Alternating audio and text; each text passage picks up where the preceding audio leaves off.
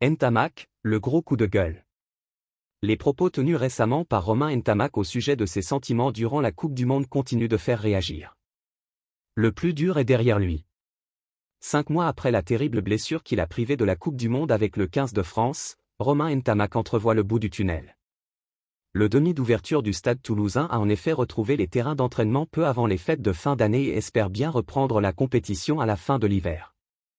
Malgré la force de caractère affichée au moment de sa blessure, la Coupe du Monde aura été de son propre aveu particulièrement difficile à vivre. À tel point, qu'il espérait bien ne pas voir les Bleus l'emporter. Clairement, s'ils avaient été champions du monde, cela aurait été le plus beau jour du rugby français mais peut-être l'un des pires de ma vie, a-t-il ainsi confié dans les colonnes de Midi Olympique. Il faut arrêter les faux semblants et arrêter de mentir. Les propos de l'ouvreur international n'ont pas manqué de faire réagir.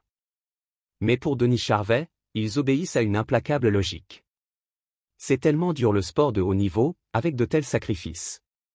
Quand le Graal arrive et que tu en es privé, ce n'est pas humain.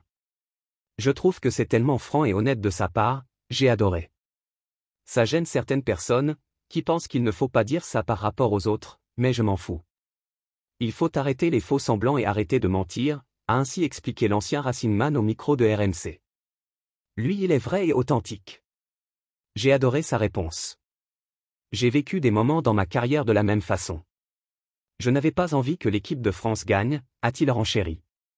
Ce sont des sentiments mitigés. Quand tu es privé de quelque chose, tu en veux à la terre entière.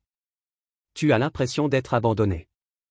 Il faut rappeler en plus que Romain était en pleine bourre quand ça lui arrive. Merci de bien vouloir activer la cloche et de cliquer sur j'aime.